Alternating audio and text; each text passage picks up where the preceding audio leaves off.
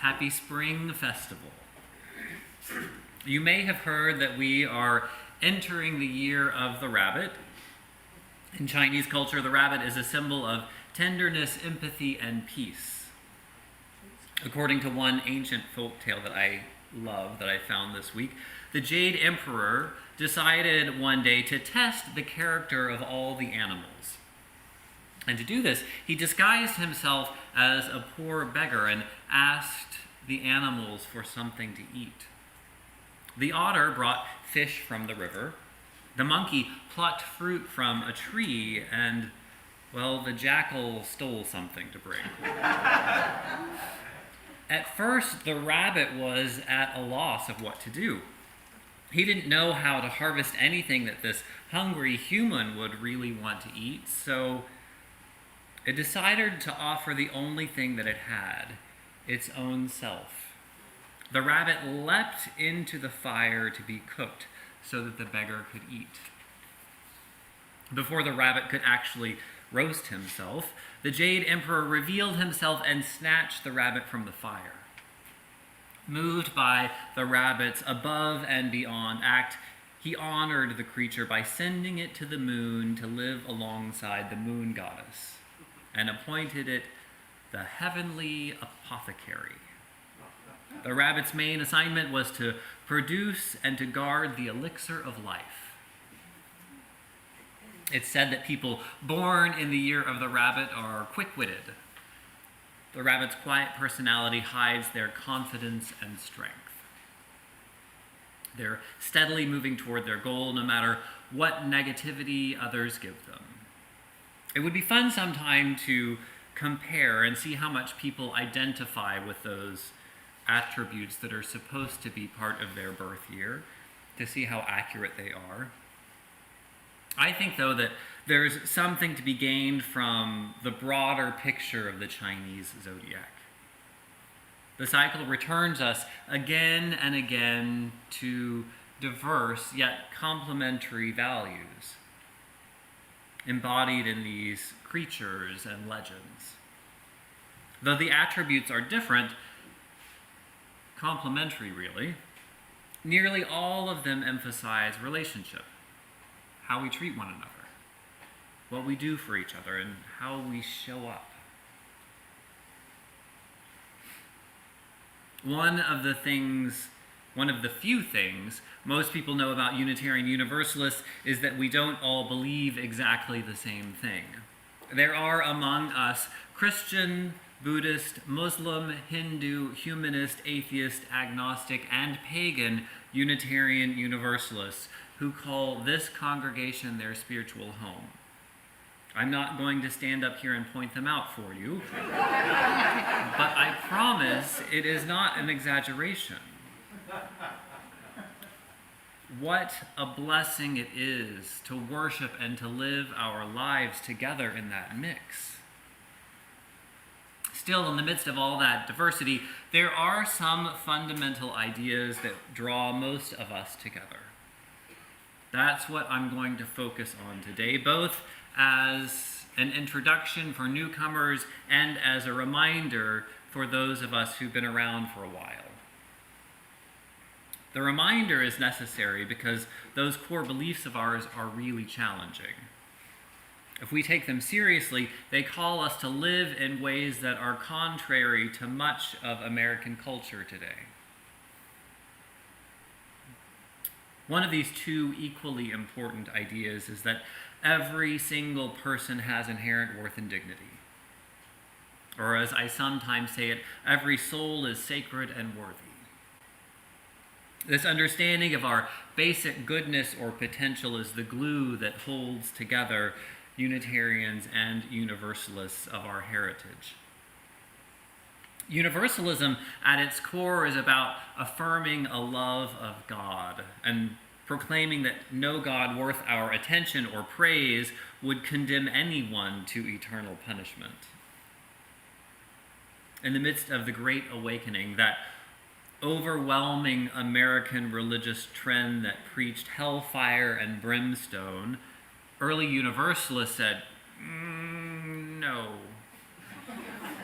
We believe every person, every soul must have the opportunity to reach salvation. God doesn't cut anyone out of the family. Universalists debated for a long time about the mechanics of that salvation and how it happened, but from the beginning they were clear that no one was left out in the end. Our Unitarian predecessors came to the idea in a slightly different route. Like the early Universalists, they fought against that same doctrine of an angry God, but for a different reason.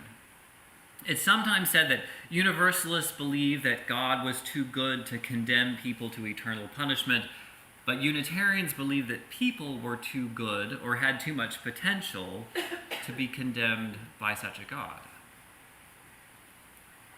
In 1819, William Ellery Channing preached the landmark sermon, Unitarian Christianity. For the first time, he accepted that label, Unitarian. And at that critical moment, a separate and distinct tradition was formed. That 1819 sermon was the catalyst of a church that became us. The thrust of that sermon was twofold. First, he insisted that we must use reason to develop our faith. After all, we're endowed with this great capacity, and it would be irresponsible not to apply it to religious life. It seems so obvious to us today, but it hasn't always been.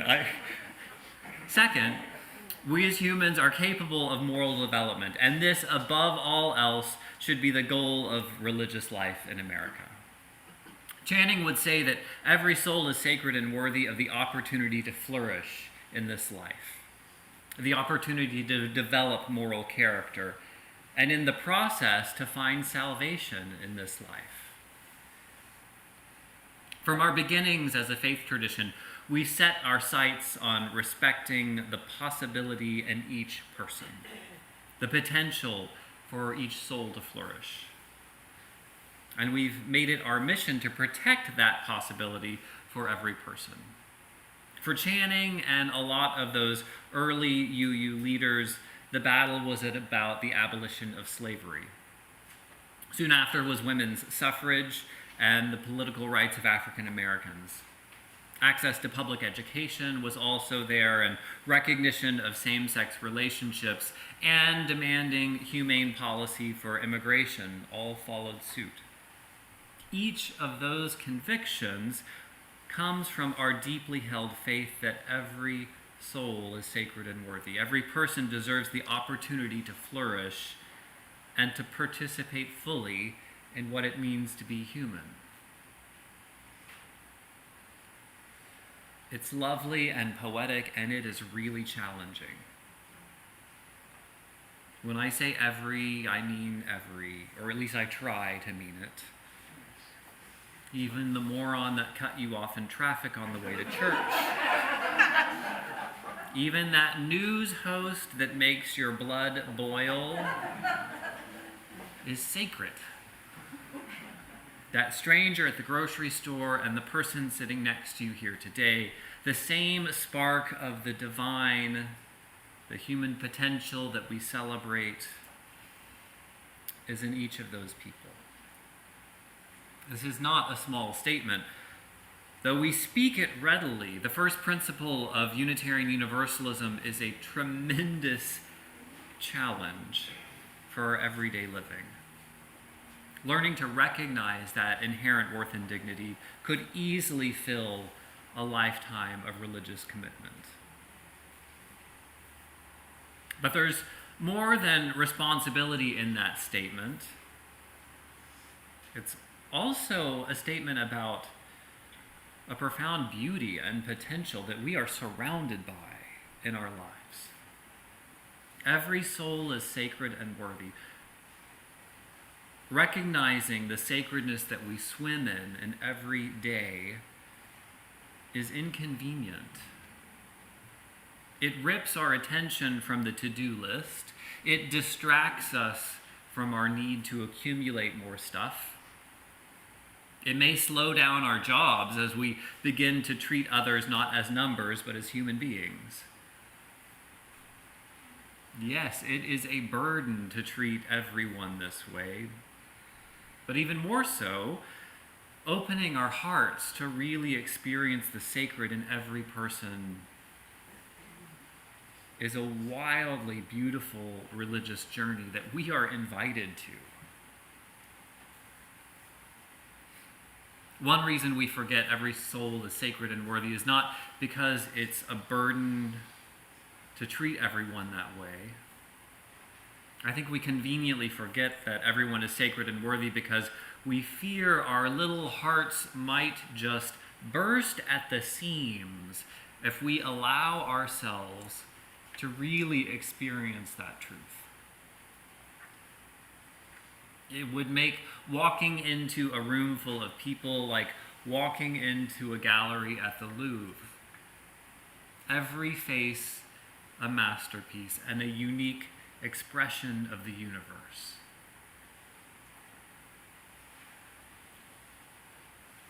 Perhaps even more overwhelming is the possibility of finally understanding ourselves as one of those masterpieces.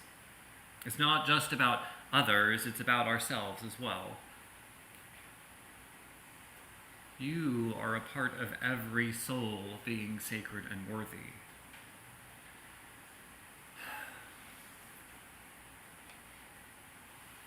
The story that we heard in our Time for All Ages, the story of Indra's net, is to me a great metaphor that describes the relationship between these individual souls. Remember, in Indra's net, there's an infinite number of perfectly mirrored jewels, and each one reflects all of the other jewels. We see in this metaphor both the beauty of each individual and the awareness that each is fundamentally a reflection of the greater whole. The second belief that anchors our Unitarian Universalist tradition is the awareness that we are all in this together. There's an interdependence that runs to the very core of being. Connection isn't just nice, connection is who we are. For most of us, awareness of that reality is experienced most easily in nature. That was true for our forebears too, both Unitarians and Universalists. I know from talking to many of you about your own spiritual journeys that sense of connection, that knowing, comes from viewing the vast expanse of the ocean, or the giant redwoods, or maybe the mountains, or just the simple, delicate petal of a flower. I know that's also been true for me, having that sense of connection from spending time in the mountains or on the ocean. It's a magnificent thing to be a part of. Our interdependence is most apparent to me in the natural world. On a more personal level, though, we are born through partnership and nourished in relationships from our very first day to our final days. Though we may forget it, though individualism is glorified in our culture, we come into being through relationship and we live our lives in it. Now, some of us need a little solitude and space on occasion. I certainly do. I also know that there's a tremendous difference between solitude and isolation. A little genuine solitude is nourishing to the soul, but isolation, loneliness, separation from that flow of life is never a good thing. Isolation is one of the cruelest forms of punishment that we know of. And I'm afraid that it's something that we experience more and more in our society today. Our interdependence isn't just a static thing. Life is moving and changing, we know. The Reverend David Mumbaugh describes our commitment this way. He writes, "We believe that in this interconnected existence of well-being, the well-being of one cannot be separated from the well-being of the whole. That ultimately we all spring from the same source and all journey to the same ultimate destination." So those are the two foundational beliefs that are incredibly difficult to hold up in everyday life. Every soul is sacred and worthy, and there's a unity that makes us one. So if you're going to be a part of a faith community, it's helpful to align with the beliefs and ideas. There's also a much less logical piece of joining a faith community. Sort of like buying a car or a new home. No matter how good it sounds on paper, you have to spend some time there to see how it feels. When people ask me how to explain Unitarian Universalism or Tapestry to their friends, I usually say, tell them how it makes you feel. Tell them about your experience in this community. No surprise, for me, there are several points of connection to our Unitarian Universalist tradition. As I was thinking about it this week, I think my first draw to church as a kid, to our Unitarian church, was probably music and singing in the choir. It's true that I got dragged to church many a Sunday morning for many years, but I actually enjoyed singing in the children's choir. That started in the second grade, and I participated all the way through high school. It started out very simple and cute, but in middle school, lyrics from Shakespeare and Robert Frost sank into us as we sang them set to music. In high school, we were singing Rachmaninoff in 8-part harmony without accompaniment. It was beautiful and challenging and gave us a sense of community and accomplishment. It's wild when I think back about what that music program accomplished with children and youth. But beyond the music, there was just a lot of beauty and wonder in that church. It was just a sense of awe. There are also plenty of stories that connect me here with Tapestry in particular. I believe, one of the reasons I chose to be in ministry, I believe that we create real change in the world through building faith community. I witnessed a bit of that change through Friends of Orange County detainees, and I see it emerging, bubbling up in Welcoming Neighbors Home and a few other programs. For those who don't know, FOCD is a program of visiting immigrants in detention centers and assisting people after they're released from detention to get to their next stop. And over the years, the program developed from a very simple desire to help into helping literally hundreds of immigrants from around the world, and in many cases, literally saving lives. And as impressive as that work was, I was amazed to see the impact that it had on the volunteers themselves. Through living out their values together, FOCD and Tapestry transformed the lives of a handful of older, mostly white, suburban women into fierce advocates and allies for immigrants. And witnessing that whole journey confirmed for me my belief that what we do as a community matters. And of course, that change, that difference manifests in countless individual acts and relationships between people. The other story that comes to my mind is the memory of having our first worship service here in this sanctuary.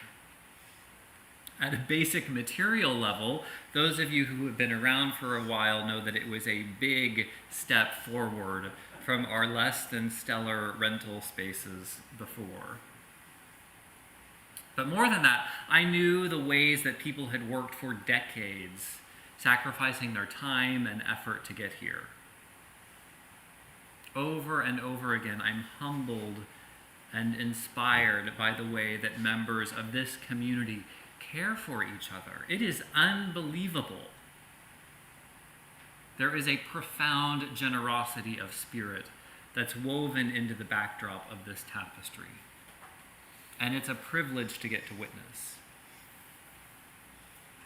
So if you've been here a while, I invite you to spend a moment reflecting on what you were looking for when you first arrived and what keeps you sticking around.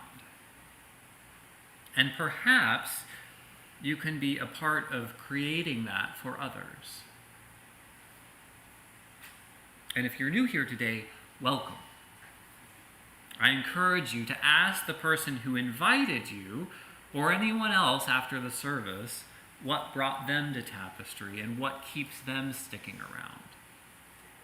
The story they tell will almost certainly be one of finding a connection and being reminded of the basic goodness that is possible in everyone. Amen.